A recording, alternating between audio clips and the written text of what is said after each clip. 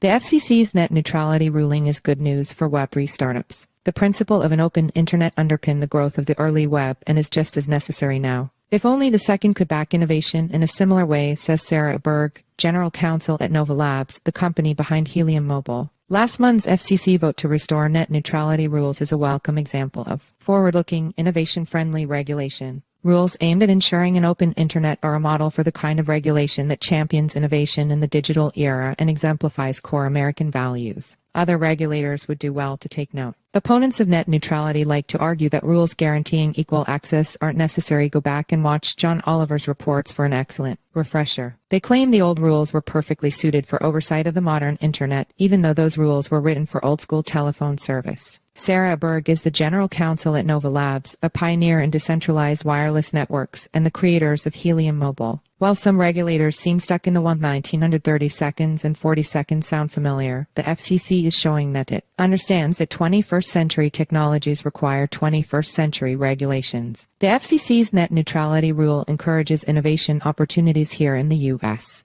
because it means new technologies, applications, and services, some running on blockchain, some not, can join the marketplace and participate in fair competition for consumer attention. It wasn't always the case that you could choose your own phone or design and run new applications on the nation's telecom network. Before 1968, only a Western electric phone could be plugged into a phone line because the incumbents argued that other devices could damage the network. It would be almost another 20 years before the government forced incumbents to open the network to competitive providers. The development of packet switching protocols, like TCP/IP, which makes the modern internet possible, took this evolution a giant step further. Today, a voice call is just a set of data packets that the network is tasked with delivering from the device where it originates to the device where it terminates. Same for a web page, a YouTube video, or a ChatGPT session. These are all just packets of data that travel over the network. And net neutrality says that the network providers can't discriminate by prioritizing sending data packets from some commercial providers over others.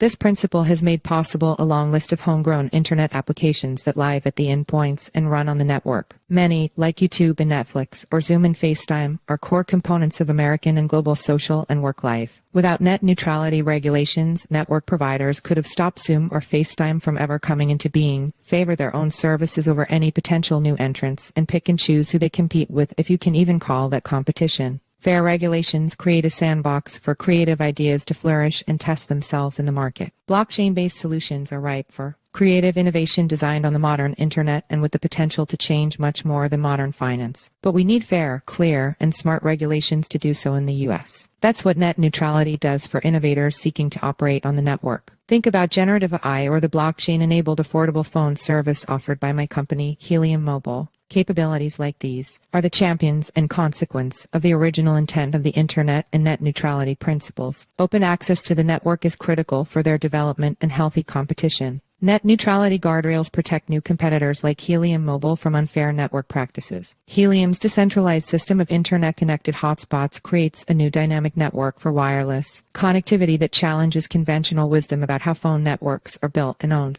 Net neutrality makes it possible for us to innovate and compete in the wireless space with some of the most powerful companies in the world, including some of the network providers themselves. Decentralized ownership of public infrastructure networks to PIN through token rewards for building and maintaining the network are among the myriad innovations made possible by blockchain. In our case, that's wireless communications. DPIN is uniquely situated to solve sticky problems like providing sustainable connectivity to rural and underserved communities by empowering the members of those communities to create their own wireless infrastructure tailored to their own use. However, the mere fact that DPIN involves blockchain and tokens has swamped it in a morass of regulatory uncertainty created by the enforcement-first approach taken by some other federal agencies. That uncertainty stifles competition, stifles innovation in America, and stifles opportunity for consumers. The FCC has provided a model for what a smart regulatory approach looks like. By accounting for the evolution and development of the industry and markets it regulates, the regulator's approach enhances the scale and scope of future innovation as much as possible, consistent with essential protections for consumers and critical infrastructure. Mirroring the FCC's approach, rather than raising the drawbridge, regulators should engage with innovating DPIN projects to learn about the technology, innovation potential,